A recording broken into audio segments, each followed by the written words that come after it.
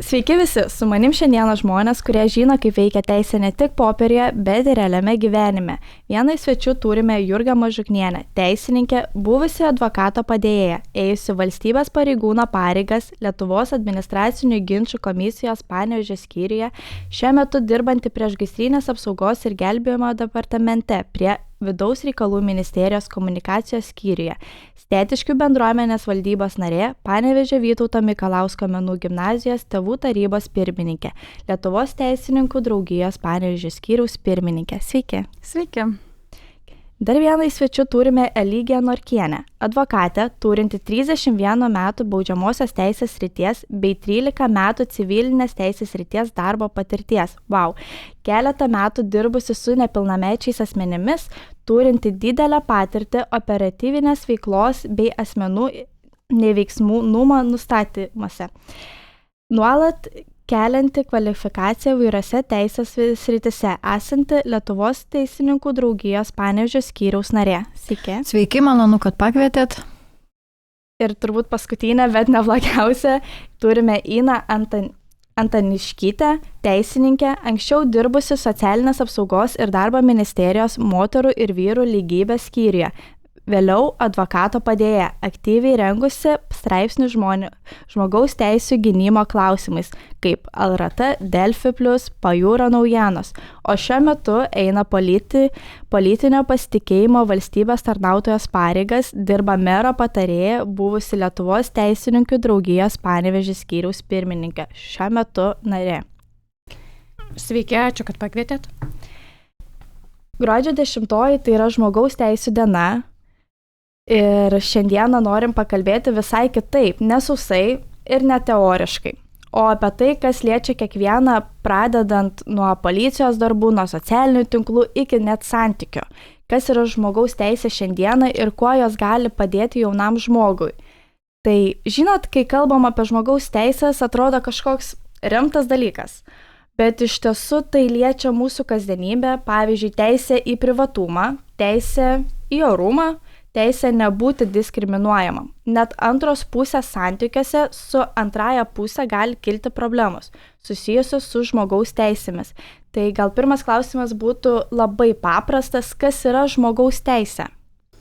Tai aš galėčiau atsakyti, kad žmogaus teisės yra labai universalios, iš tikrųjų vienodos visiems žmonėms, priklausančios teisės ir laisvės, kurios užtikrina orų ir saugų gyvenimą. Pavyzdžiui, saviraiškos laisvė, susirinkimų laisvė. Jos yra skirstomas į pilietinės, politinės, socialinės ir ekonominės. Ir šiaip Lietuvoje visos žmogaus teisės yra įtvirtintos pagrindinėme teisės akte, tai yra mūsų konstitucijoje ir kitose taip pat teisės aktuose. O tarptautinių lygmenių jas gina ES pagrindinių teisių chartija ir jungtinių tautų dokumentai.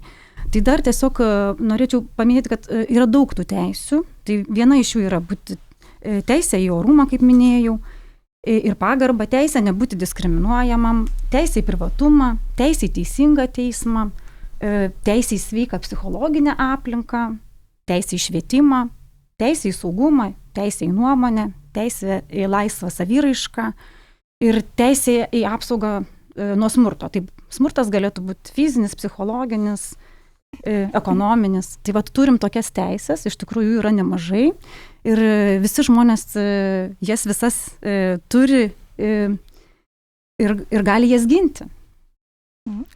O kodėl 1948 metais visuotinė žmogaus teisių deklaracija yra laikoma lūžiu istorijoje? Tai visų pirma, galbūt turėtumėm prisiminti, kad tai vyko tuo metu ir Pirmasis pasaulinis karas, ir Antrasis pasaulinis karas. To pasekoje buvo labai daug nužudymų, vyko holokaustas ir kiti karo nusikaltimai. Tai galime sakyti, kad, taip jau išvardinus priežastis, tai būtų, kad pirmą kartą pasaulio valstybės sutiko dėl bendro žmogaus teisių standarto. Tai iki tų metų nebuvo jokio universalaus dokumento, kuris vienodai galiotų visoms valstybėms. Ši deklaracija tapo pirmu tarptautiniu, susitarimu, konsensusu, kad kiekvienas žmogus turi netimamas teisės vien dėl to, kad yra žmogus. Tai yra milžiniškas lūžis, nes iki tol teisės dažnai buvo laikomas valstybės dovana, o neįgimta vertybė.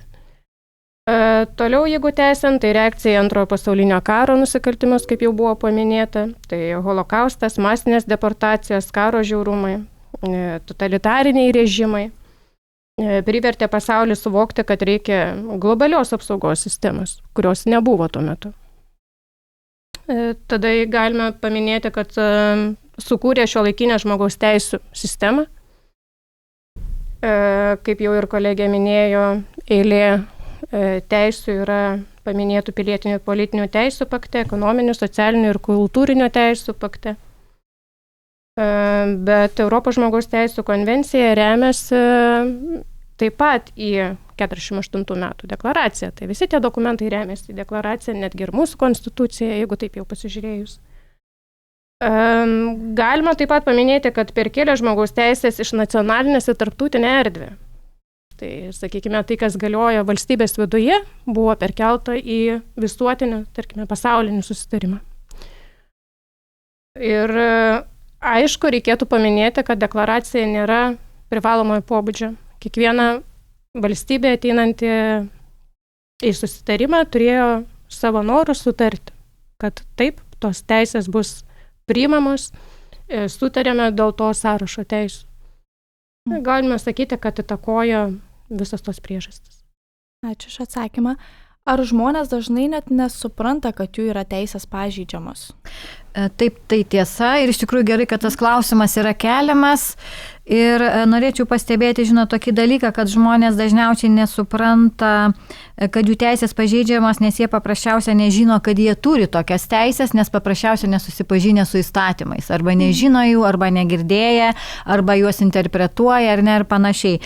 Tai iš tikrųjų tai gali atsitikti tiek kasdieniniam gyvenime, ar ne, tiek su darbdaviu, kam yra aktualūs, ar ne, darbų klausimai, tiek su kažkokiom institucijom, kas pakankamai dažnai būna. Na, sakykime, kas dabar yra aktualu, sodra, medicinos gal sritis, dar kažkokie socialiniai veiksniai ir be abejo pati teisinė pagalba, kas yra labai aktualu. Tai aš pasinaudodama progą tiesiog noriu pasakyti, kad labai dažnai žmonės nežino, kaip elgtis įvairiose situacijose, kai patenka tiek į kažkokios baudžiamosios teisės verpetus arba civiliniai klausimai yra sprendžiami, kad jie turi ir gali gauti tą nemokamą pagalbą, bet pirmiausia, reikėtų nuvykti į savivaldybę, gal suteikiama yra pirminė teisinė pagalba, o tada gali gauti antrinę nemokamą teisinę pagalbą.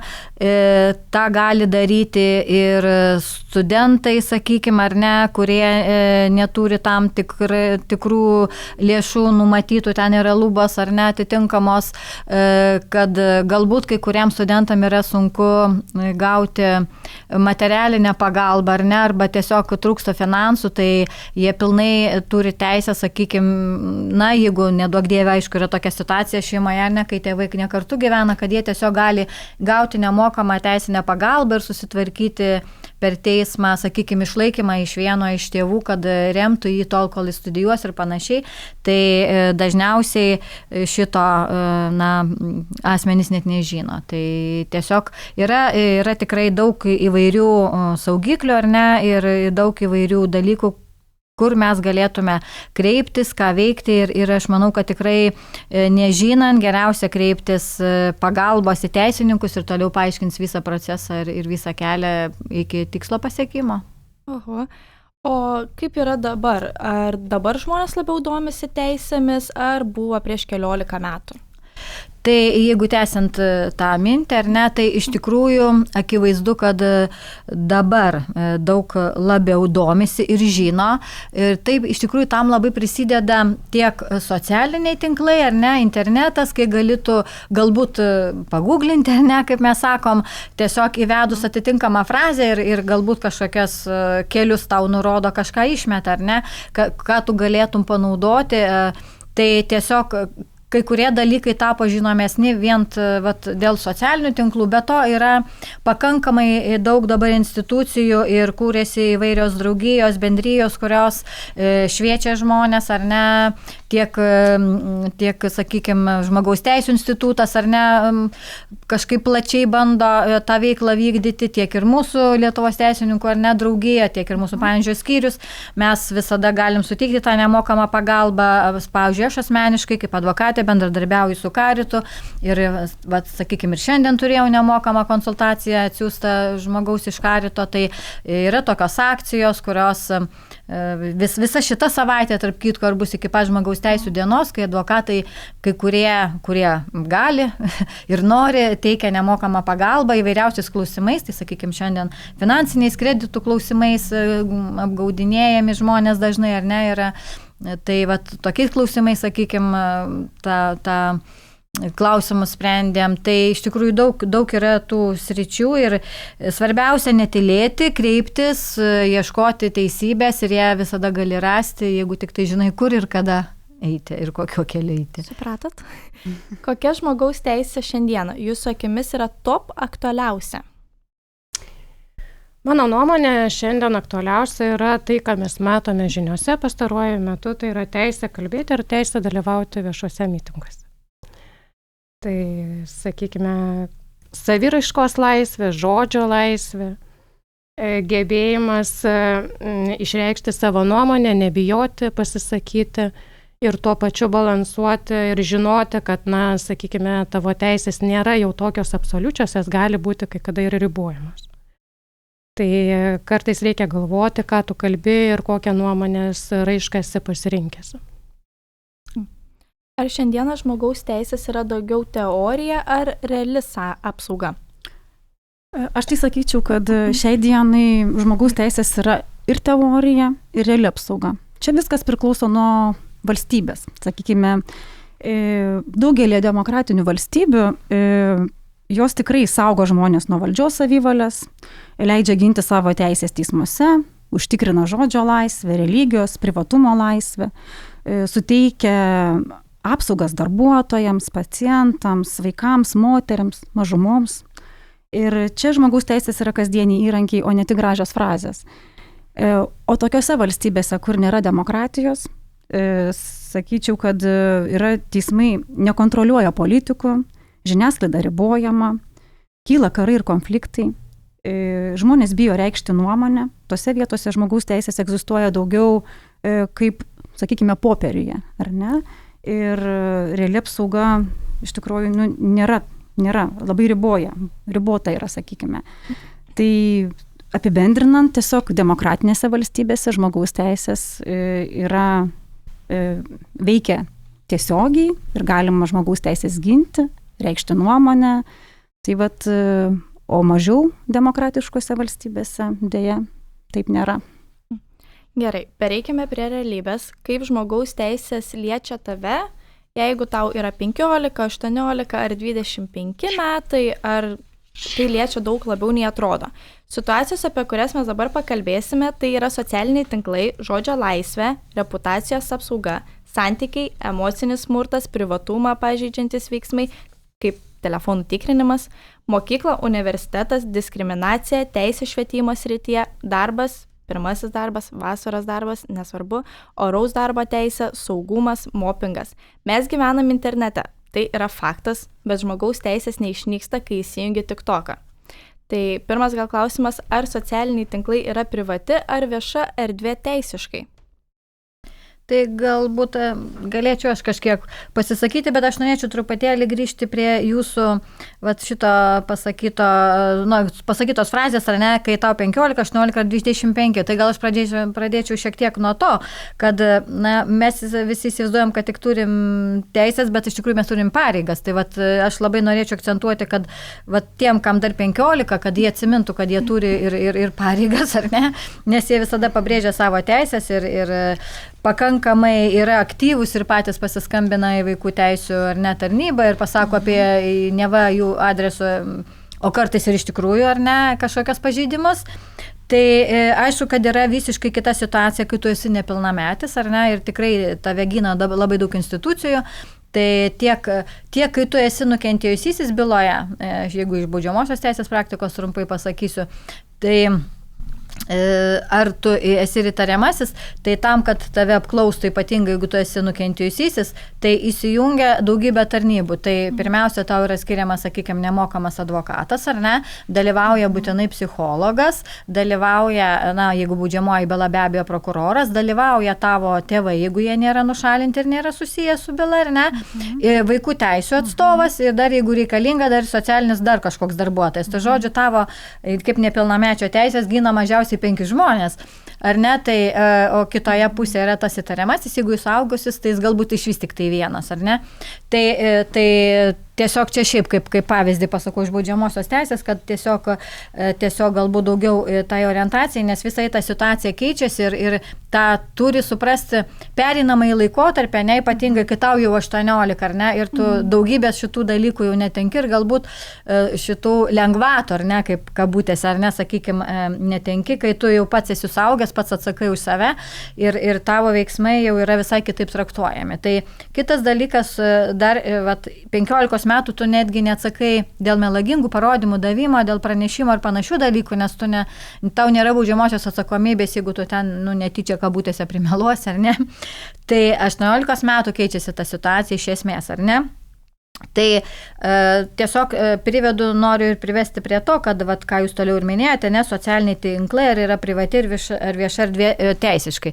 Tai pirmiausia noriu pasakyti, nes dauguma nežino, tol kol nesusiduria baudžiamosiose bylose arba aplamai su baudžiamojo procesu, kad apskritai Facebook'u gali naudotis tik tai nuo 13 metų pagal Facebook'o taisyklės ir iš tikrųjų neturėtų ir negalėtų naudotis netgi ir su tėvų žinia iki 13 metų, nes tai yra konkrečiai nustatyta jų taisyklėse, nuostatuose, kurios yra skelbiamos. Tai be abejo, kad niekas šito nesilaiko, tai tą irgi pripažinkim ir patys tėvai leidžia į tas erdvės ir kuo toliau, tuo daugiau, ar ne? Tai ir atsiranda tos situacijos, kai kažkokie pasisakymai, replikos, komentarai išaugia baudžiamasias bylas ir panašiai, ar ne? Kai kurie dalykai yra ginami tiek civilinė prasme, tiek baudžiamąją prasme galima ginti, ar ne? Nebūtinai reikia žmogų nuteisti. Tai vis dėlto socialiniai tinklai tai yra vieša erdvė.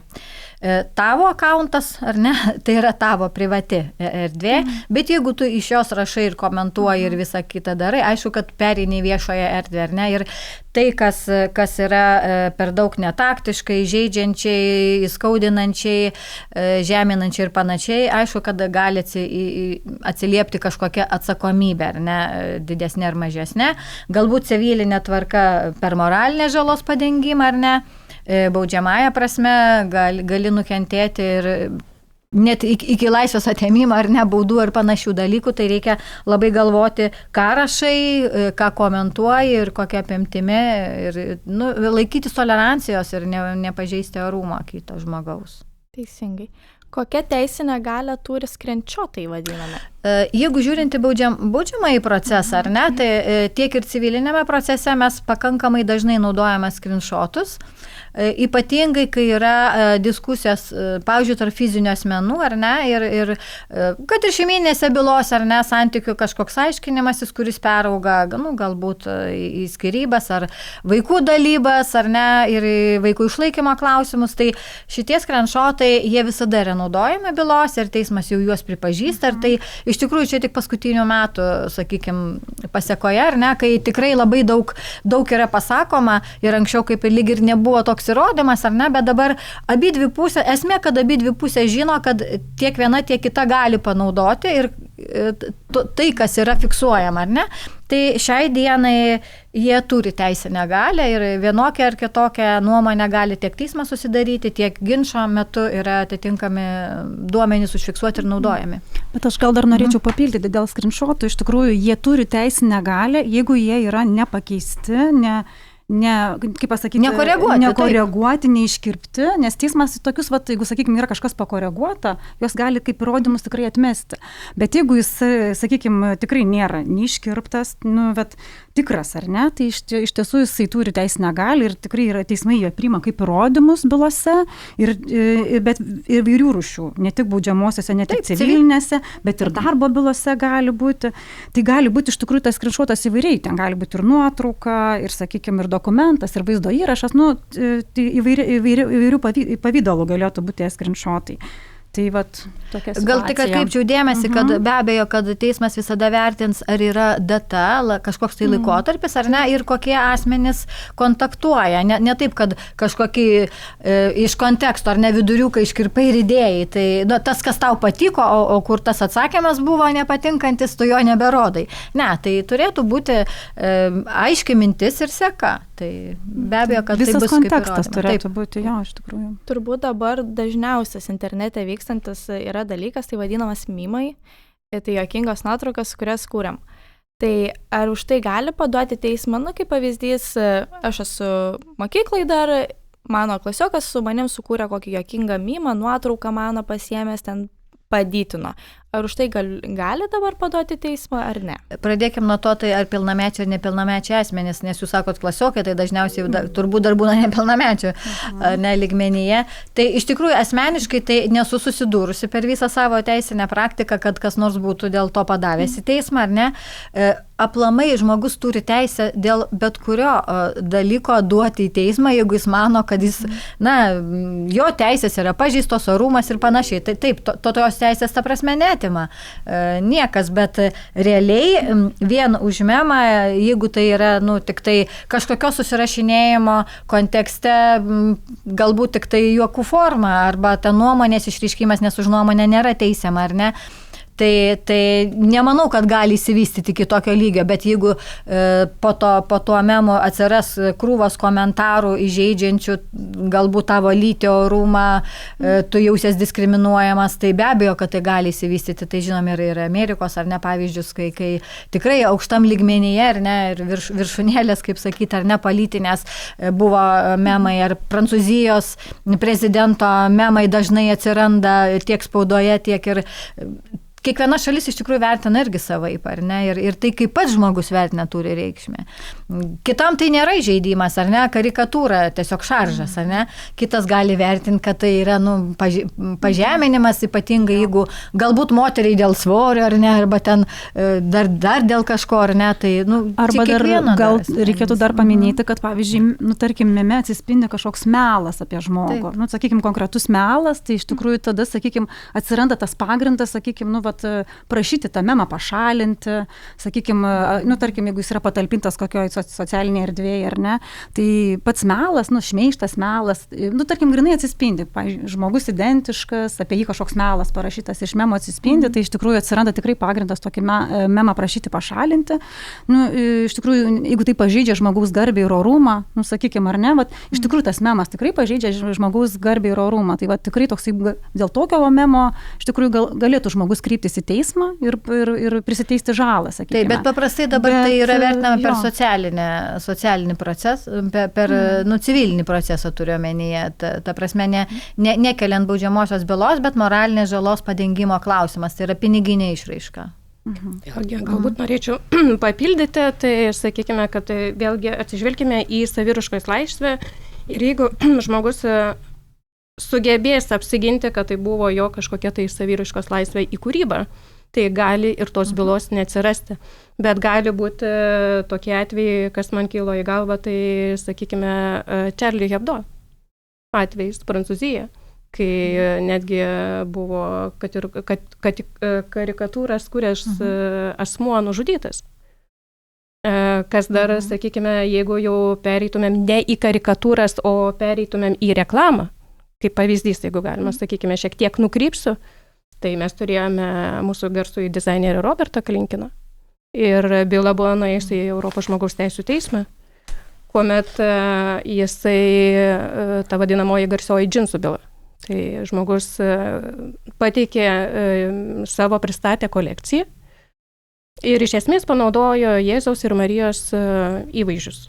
Ir tai aišku nepatiko atitinkamai krikščioniškos, sakykime, žmonėms, kas atstovauja krikščionybę.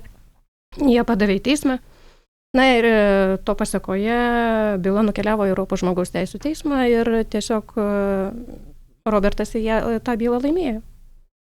Tai vėlgi, kai pasižiūrėsi, ką jisai norėjo, ar jisai norėjo įžeisti, ir jeigu jisai kaip menininkas apsigina, tai tos bylos gali ir nebūti. Man atrodo, net nežinojom tokių dalykų. Dabar išvardinsiu kelias situacijas ir tada jau atsakysite į klausimus. Tai teisė į orumą ir pagarbą, teisė nebūti diskriminuojamam, teisė į privatumą, teisė į teisingą teismą, teisė į sveiką psichologinę aplinką, teisė į švietimą, teisė į saugumą, teisė į nuomonę, teisė į laisvą saviraišką, teisė į apsaugą nuo smurto, fizinį, psichologinį. Jūsų manymu, kuri iš šių teisių šiandieną Lietuvoje dažniausiai yra pažeidžiama? Na, žinokit, turbūt kiekvienas turėtų savo argumentus ir savo nuomonę, ar ne?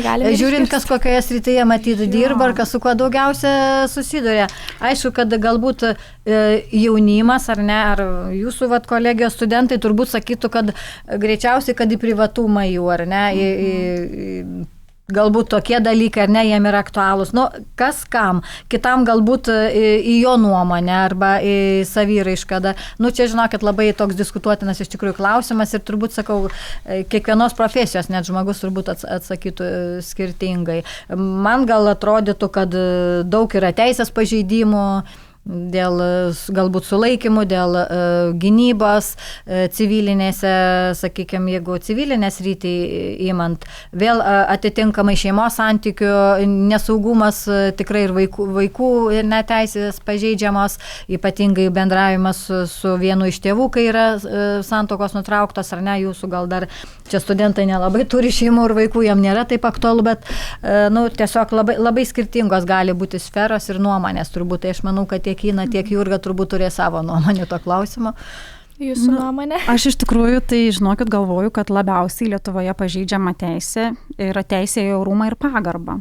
Būtent, man atrodo dėl to, kad, nu, aš kiek susiduriu, sakykime, tarkim, labai dar gaji yra patyčių sistema, tarkim, mokyklose, galbūt ir kolegijoje. Tai vat, dar iš to Lietuva kažkaip nėra išaugusi, sakykime, iš tų patyčių temų.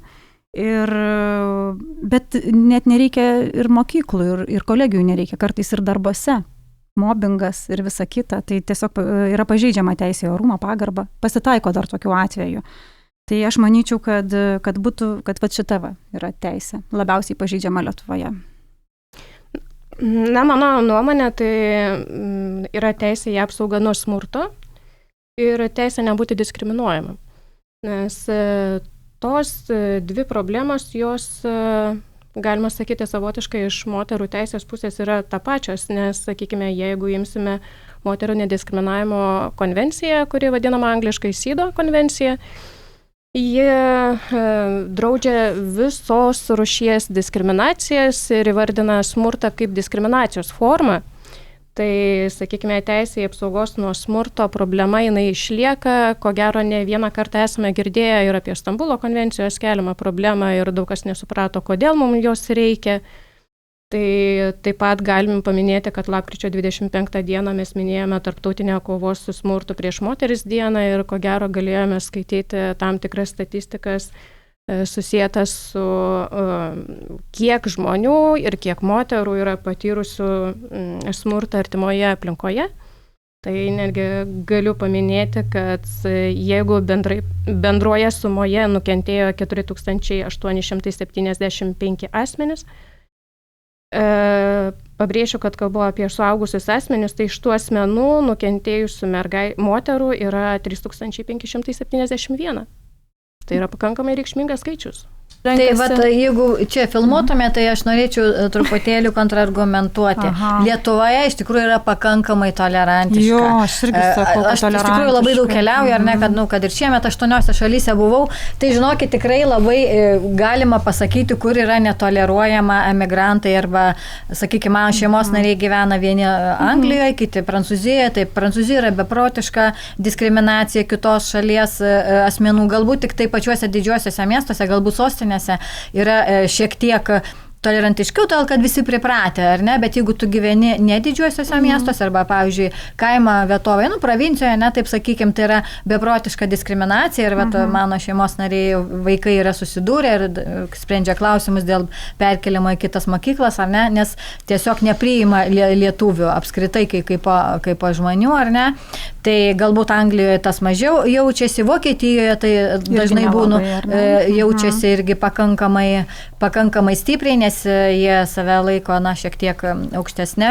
kasta ir tauta, ir tokių šalių yra ir daugiau, bet jeigu įmant, ką ir Ina, ką tik minėjo moters, ar ne, teisų problemą, tai sakykime, pasižiūrėkime į Afrikos šalis, ar ne, ir panašiai tada, kaip ten yra elgiamas ir panašiai, sakykime, Marokė, ar ne, padariau pastabą taksistui, kad automobilio netvarko, nesusidegė lemputės ir labai pavojinga buvo važiuoti, tai jis man tiek išsakė priekaištų, kad kaip tu moteris čia lendi į techniką, sakau, aš puikiai suprantu, nes aš dirbu su bylom ir tokios eilinius. Tai jiem tai buvo be galo įžeidimas, jis mane norėjo išsodinti.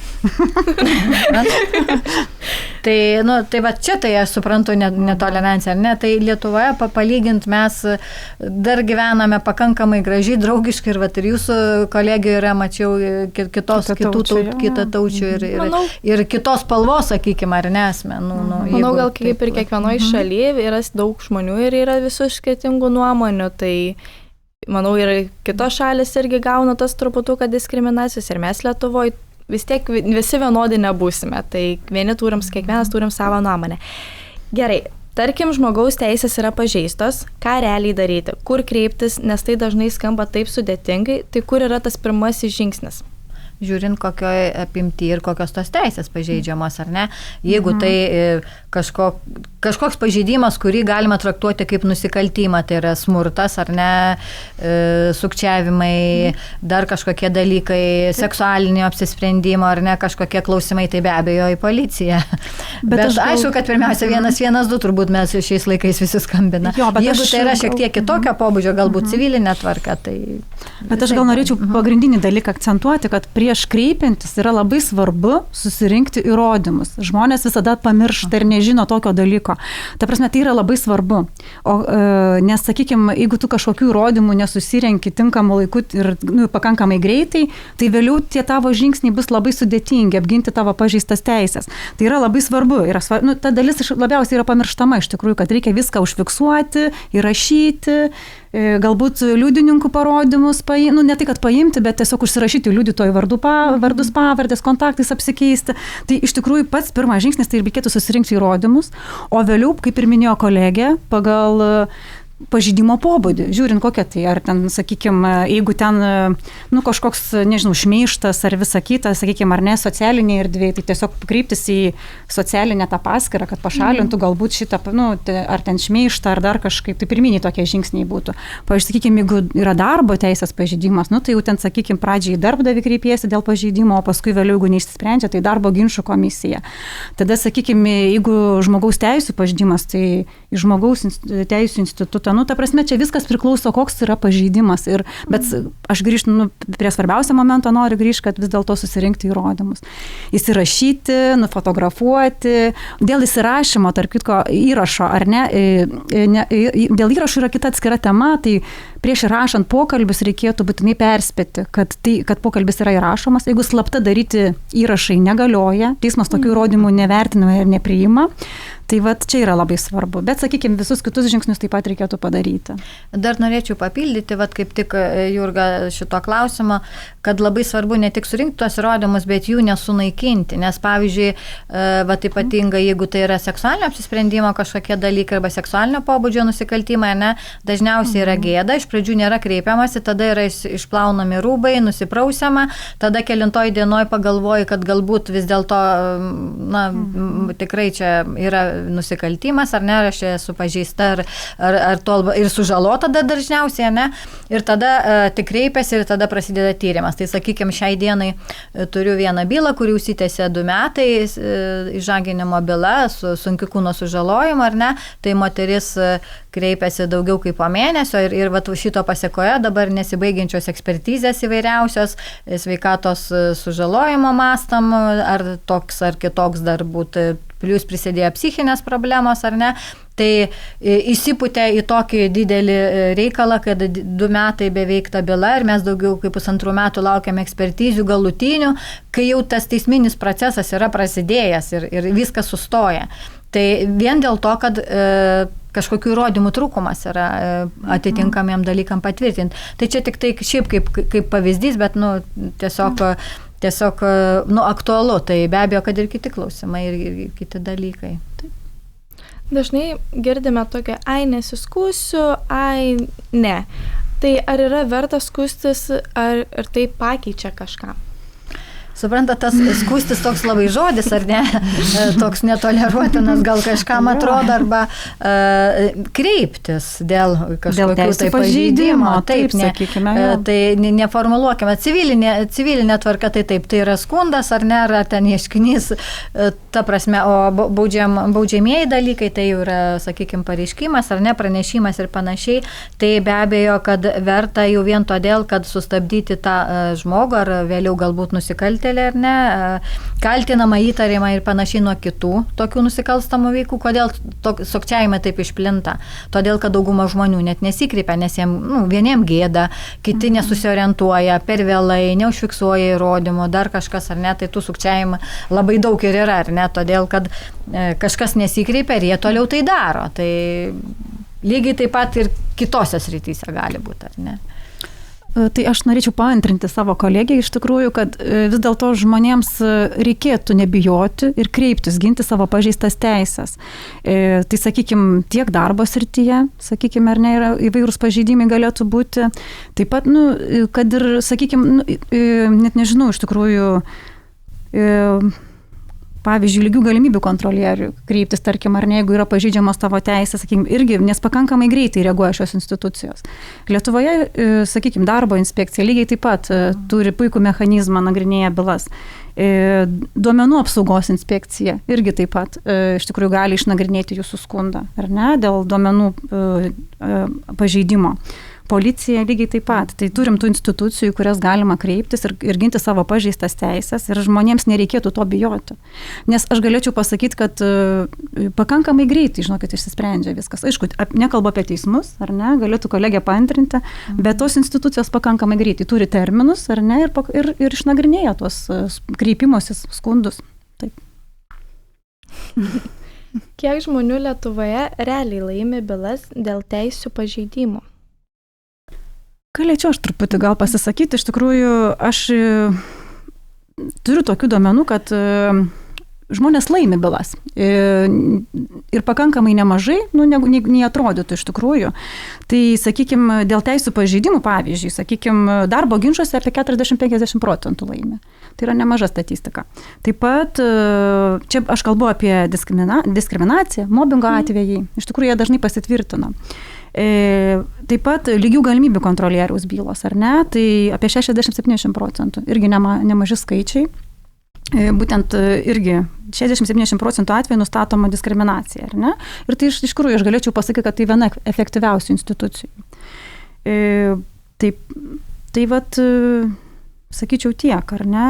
Aišku, aš teismų statistikos nepasakysiu, bet manau, kad pakankamai nemažai žmonės laimi. Dar galbūt, nežinau, kiek į temą, kiek ne į temą, bet ta prasme, kad paskutinio metu labai daug yra institucijų įvairiausių ginančių neįgaliųjų, ar ne, teisės. Tai vat šitoje srityje yra labai didelis pajudėjimas, kai seniau žmonės tiesiog, žinot, vengdavo kreiptis todėl, kad galbūt kažkokį turi neįgalumą, vieni gal, kurtumą turi, ar ne, aklumą, kiti kalbos sutrikimai atitinkami, ar ne, psichikos sutrikimai, nes aš dirbu ir šitose bylose, tiek priverstinio hospitalizavimo, ne psichinių ligonių, tiek su psichiniais ligoniais, su Rokiškiu labai daug bendraujam, ar ne, tai tiesiog labai daug žmonių šiai dienai turi psichikos negalią ir va, dėl šitų dalykų iš tikrųjų iškyla labai daug problemų, nes jis dažniausiai pats jau negali ginti savo teisų, ne, tai tikrai yra labai daug institucijų ir apskritai yra daug teikiama pagalbos žmonėm, kurie turi va, šitų problemų. Tai be abejo ir tos bylos, jos visos pasiekia teismą ir būna vienoks ar kitoks sprendimas, aišku, apginant jų orumą ir jų teisės. Tai turbūt pritarsit man, kad svarbiausia yra nebijoti kalbėti, tyla yra didžiausias žmogaus teisų priešas. Dabar mes pabaigai gal sužaisime tokį įdomų žaidimėlį. Tai aš jums pasakysiu mytą, o jūs turėsite tą mytą greitai paneigti arba sutikti. Bet norėsiu sužinoti ir kodėl jūs ar neigiat, ar sutinkat, ar išgirsti ir jūsų nuomonės. Tai pirmas mytas, jei mane įžeidė komentare, nieko nepadarysi. Aš tai manau, kad mitas iš tikrųjų ir kodėl nieko nepadarysi. Jeigu, pavyzdžiui, įžeidė ar ne socialinėme tinkle, tai tu gali kreiptis į tą būtent socialinį paskyrą, ar ne, kad pašalintų tą būtent pažeidimą. Tai tų galimybių tikrai yra. Tai aš manau, kad mitas. Tai aš tada dar ir plačiau pasisakysiu, todėl, kad kadangi baudžiamajame kodekse neliko straipsnio dėl įžeidimo, ar ne, bet mes turime dar administracinį ir civilinį kodeksą, ar ne, tai mes civilinę tvarką galime ginti savo tą orumą, dėl įžeidimo kreiptis ir mes galime prisiteisti moralinę žalą per piniginę išraišką. Taip pat norėčiau papildyti, kad yra ir kitų būdų. Tai ką mes pastebime, tarkime, jeigu kas stebite Facebooko paskyras, žinomi žmonės išdrįsta į savo įžeidėjus kreiptis telefonu ir tiesiog paprašyti, kad pašalintų komentarą, nes jeigu nepašalins komentarą, jis imsis kitų teisinių veiksmų. Tai tas irgi veikia. Nežinojom. Mytas ar nemytas, kad policija gali ištrinti tavo filmuotą medžiagą? Aš tai manau, kad mitas. Policija iš tikrųjų negali naikinti tavo įrašų. Aš manau, kad žmogus turi teisę filmuoti viešoje erdvėje, ar ne? Ir viešoje erdvėje, aš pabrėšiu, ar ne? O pareigūnai negali reikalauti ištrintos medžiagos. Pavyzdžiui, jeigu jūs užfiksuojate kažkokį pažeidimą viešoje erdvėje ir, pavyzdžiui, nusiunčiate e-policiją, ar ne, kolegės, ar ne, pritartumėt, ar ne, tai tiesiog ir viskas, tai būtų nustatytas pažeidimas. Tai aišku, ten, kaip aš nustatinėtų, gal tą nusikaltimą padariusi asmenį ir panašiai, bet aš manau, kad negali naikinti įrašų. Žiūrint, kokią jūs čia erdvę turėjote, ar ką omenyje, čia galbūt kažkaip plačiau, ar būtent iš socialinių tinklų jūs turėjote omenyje, ar kažkokie kiti dalykai, sakykime, ar iš tavo telefono, ta prasme, pamatė, kad tu filmuoji kažkokiame renginyje, ar panašiai. Įvykis, pavyzdžiui, gatvėje yra policija, ten tebūnė suiminėja žmogų ir aš filmuoju. Ne, viešoje vietoje filmuojant, aš nebūtinai vien tik tą objektą filmuoju, gal aš dar kažką tai darau ir visai kitais tikslais, ar ne, tai yra ir turistai daug prifilmuoja ir užfiksuoja kažkokių dalykų, ar ne, tai ne, realiai tai taip, kad prieitų ir paimtų telefoną, tai būtų neteisė, tai būtų į tavo privatumą jau. Tai aš irgi norėčiau papildyti, kad mitas, policija pati negali trinti jokių duomenų be teismo leidimo, tai yra viena. Antra, norėčiau šiek tiek papildyti, kad viešoje erdvėje ne visose vietose galima filmuoti. Jeigu jūs atkreipsite dėmesį šiandien į paaštrėjusią situaciją, kas liečia, sakykime, karo veiksmus ir panašiai, tai yra atitinkamų pastatų, kuriuose pamatysite lenteles, kuriuose nurodyta, kad filmuoti draudžiama, bet tokiu atveju tai tikrai filmuoti nerekomenduojama. Ir dar paliesiu kitą temą, kad tai yra, mes kalbame ne tik tai apie telefonus. Šiandien dienai labai išpopuliarėjo dronai. Ir tu droną pakelti taip pat turi atsakingai ir žiūrėti, o koks pastatas yra po to drono, nes gali ir kilti iš to atsakomybė tam tikrai. Taip, ir dar pasakysiu tik tiek, kad be abejo, kad geriau nefilmuoti nepilnamečių, nes tai yra jau, na, tikrai stiprus būtų pažeidimas matyti ir tikrai gali būti pasiekmės labai, na, įvairios, sakykime taip. Bet tikriausiai ne tik filmuoti, bet ir fotografuoti. Tai be abejo. Ir viešinti. Čia yra labai svarbu. Tai kalbėjome apie nepilnamečius, tai jei esi nepilnametis, neturi teisės į privatumą.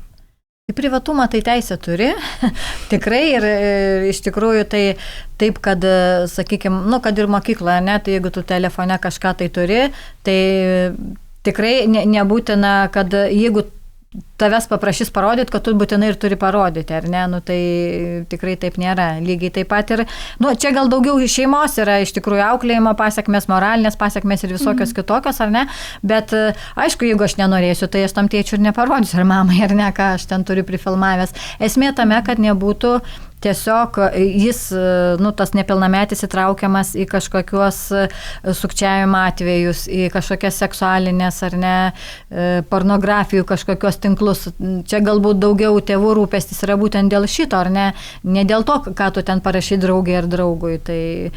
Tai sakau, ir esmė tame, kad iš tikrųjų realiai nuo 13 metų tik tai gali tu turėti tą paskyrą, tai jeigu yra kažkokie veiksmai padaryti iki to amžiaus, tai iš tikrųjų iškyla pakankamai daug problemų, nes teismuose yra, kai ir esu buvusi tokiose bylose, nukentėjusios atstovavus, kuriems buvo 11-12 metų ir jie įtraukti į pornografinius tinklus, prisifotografavę nuogai ir visaip kitaip, įvairiausių tų situacijų, tai aišku, kad teismas nuteisė tą asmenį, kuris jį išnaudojo, bet tos pasiekmės psichologinės labai yra sunkios tiem vaikam.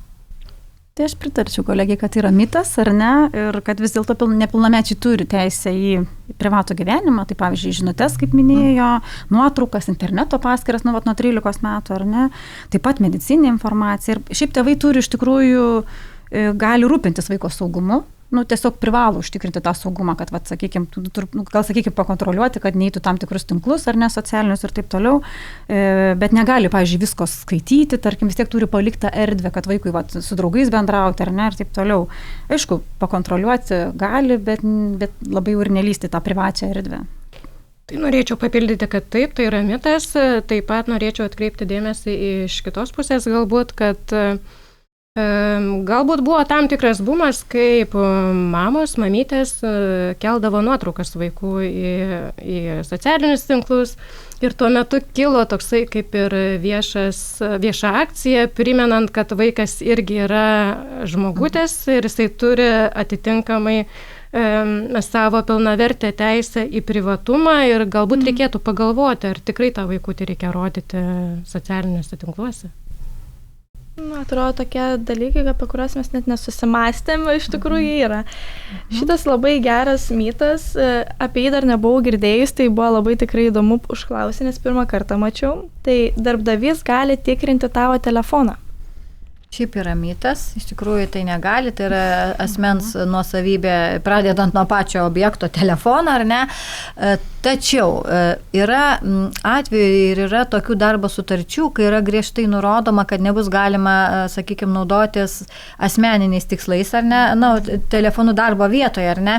Ir jeigu tu ten iš tikrųjų konfidencialius kažkokios projektus ruošiant, ar ne, ar ten bankinės kažkokios operacijos vykdomas, ar ne, tu tą telefoną ten mink arba filmuoji ir kalbi dar su vaizdu, ar ne, ir matosi visa aplinka, girdisi, tai be abejo, kad gali iškilti konfliktinė situacija ir tikrai gali taip atsitikti, kad norės, sakykime, įsitikinti, ar tikrai nėra kažkas užfilmuota, pašaliniai asmenys, konfidenciali informacija, projektai, dar kažkas, tai tiesiog tokios situacijos, aišku, gali iškilti, bet pats žmogus turėtų parodyti ir, sakykime, ištrinti, kad tikrai ištryniau ir panašiai, nes tai gali peraukti iš tikrųjų paskui moralinį žalų kompensacijų priteisimą ir tiesiog atleistas iš darbo asmuo. Tai pritariu, iš tikrųjų čia yra mitas, ar ne, ir iš tikrųjų negali tavo liesti asmeninio telefono, negali skaityti žinučių, ten socialinių paskyrų, tinklų, elektroninio pašto, sakykime, bet iš tikrųjų darbdavys gali tikrinti tavo darbo įrangą, bet iš anksto apie tai pranešęs, kaip ir minėjo kolegė, sakykime, kelia gal kažkokių įtarimų ar kažką ir tiesiog aš pranešu, kad aš turėsiu patikrinti. Tai tokiu atveju galbūt taip, bet kitais atvejais tai yra, nėra galimybės to daryti. Tai lygiai taip pat pritariu, kad tai yra mitas, galbūt kolegės papildysiu, kad, kaip minėjo, kad darbo sutartyje turi įrašyta būti, tai ne tik tai darbo sutartyje turi būti įrašyta, bet ir turi iš to kilti atitinkamos procedūros, kurios būtų taikomos darbe, kur būtų numatytos aiškios taisyklės, kada ir kokiais atvejais galima tikrinti tavo darbinį telefoną, ne asmeninį. Ir galbūt tai gali būti susijęta ir su pačiu darbdaviu siekiu apsiginti savo teisės kilusias, galbūt, sakykime, iš darbuotojo atliktų veiksmų. Tai viskas, galbūt, sakykime, remiasi į procedūras ir į sutartį. Ir paskutinis mitas, jei tyli, reiškia sutikai. O tikrai ne, tikrai čia ne, tai yra mitas, ar ne, ir teisiškai sutikimas turi būti aiškus ir sąmoningas, iš tikrųjų. Ir ypač kalbant apie privatumą, pavyzdžiui, ar ne, ten seksualinius veiksmus, ten duomenis ar sutartis, bet, sakykime, pavyzdžiui, tyla lygų nesutikimas, ar ne, tai nebent jeigu parašyta sutartyje. Nu, sakykime, kažkur sutartyje apibrėžta, kad, pavyzdžiui, jeigu ten tu neišreikši kažkokio savo konkludentinių veiksmų, tai yra ar ne, nu, tyla bus ar ne, tai tada galbūt galėtų būti nesutikimas, bet ir tai turėtų būti apibrėžta kažkur sutartyje. Bet jeigu tai nėra apibrėžta, tai nieko ne, vis dėlto yra mitas. Tai lygiai taip pat pritarčiau, kad tai yra mitas. Tai galbūt, na, aš nepasakysiu, neprisimenu, bet yra ir netgi lotiniškas yra pasakymas, kuris lietuviškai leistų, verčiamas panašiai kaip tylėjimas beveik niekada nereiškia sutikimą. Tai ką ir kolegė minėjo, tarkime, sakykime, jeigu kalbėtumėm apie sutartis, tai sutartyse tai yra nurodoma, kad jeigu iš anksto nebuvo numatyta kažkaip, tai ta sutartis prasitęsia tokiomis ir tokiomis sąlygomis, tai yra ta nutylėjimo sąlyga. O kitais visais atvejais tai ne. Taip, kažkaip čia plačiau daugiau nelabai yra galbūt, arba labai netgi plačiai galima komentuoti, ar ne? Tai baudžiamajame galbūt procese, baudžiamoji teisėje, tai būtų ta tyla, kai yra konkludentiniai tik veiksmai. Tai nebūtina žodžio pasakyti, bet jeigu tai eini su grupe ir darai kažkokią nusikalstamą veiką, tai reiškia visi bendrininkai esate. Tai čia nebūtina sakyti, kad taip, aš priklausau šitai grupiai. Tai tiesiog konkludentiniai veiksmai. Ar ne, ko tu ten kartu keliavai? Tai šita prasme, tai reiškia sutikai taip, tada bus taip. Tai žmogaus teisės nėra tik problemų sprendimas, tai mūsų laisvės pagrindas, jos prasideda nuo pagarbos vienas kitam, nuo savų ribų žinojimo ir nuo to, kad nebijom kalbėti apie neteisybę. Jei matai, kad kažkas pažeidžiama, tavo balsas gali būti tas, kuris sustabdo neteisybę. Ačiū Jums labai už atvirą pokalbį. Manau, šiandieną žmogaus teisės pamatėme paprastai, žmogiškai ir be sudėtingų terminų. Ačiū žiūrovams, kad buvote su mumis. Iki kitų kartų. Ačiū. Ačiū, kad pakvietėt. Iki malonaus. Ačiū. Iki.